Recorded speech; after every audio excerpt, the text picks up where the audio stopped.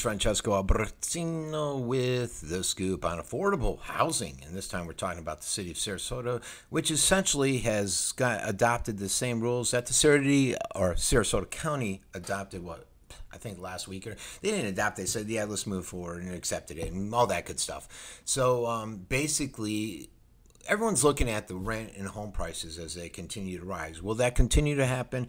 I've been a person out there saying, look at these interest rates going up.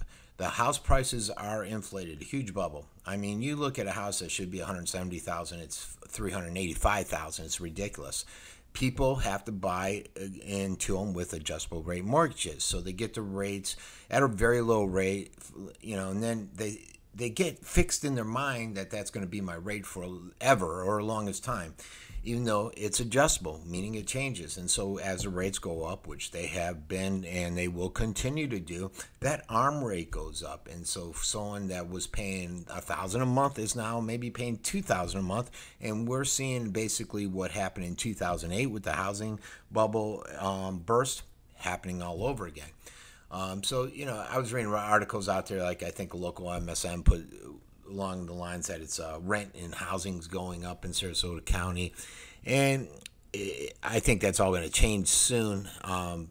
But the way the conditions are now, the commission in both the city of Sarasota and county, Venice is looking at stuff, but not as actively, same with Northport, are both basically approved a series of recommendations that had been put forth by their individual affordable housing advisory committees, and they've rubber stamped them to expedite them. And what they do is, there's a few things that will come from these. Some of the recommendations: extend the lease of affordable housing property from 10 to 30 years so that people can lock into these low rates and feel comfortable that, in 10 years I'm not going to be forced out by higher rates. Reducing the number of parking spaces is something that El Mayo's looked at. Setbacks offering, and I'm sorry, just jump the county. I'll try to stick to city. Density, height, and stuff like that, looking at all these different issues.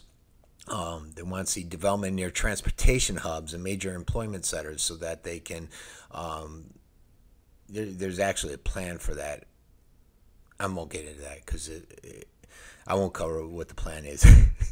But they have these different committees. They're looking at all this stuff, and it's basically in line with what the county put out, offering different types of housing in single-family neighborhoods, like triplexes, attached housing, allowing accessory dwelling units in single-family zones, repurposing vacant commercial retail or industrial properties. That's something Hines threw out at the county meeting when they discussed this the other day. The city looked at it too.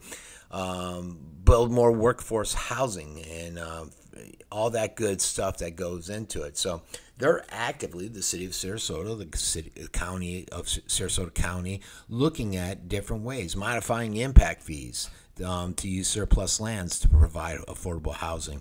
And they're trying to come up with a solution because they're realizing what many are, and the city of Venice is realizing this too, that it's difficult for the working man to get in here. I loved what Dieter said, and she said, why are we continuing to let the developers tell us what affordable means?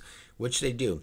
Jeff Boone is notorious for this, and he'll go in and say, we're going to build affordable housing. Well, what is that price? And they'll try not to say anything. And then they'll say, well, this is what's affordable, $1,400, whatever the price is. Normally it's around $1,400 a month. Well, that's not what we're talking about. We're talking about people that are stuck between Section 8 and affordable housing. So it's not the Section 8s, it's not the wealthy man, it's somewhere in between.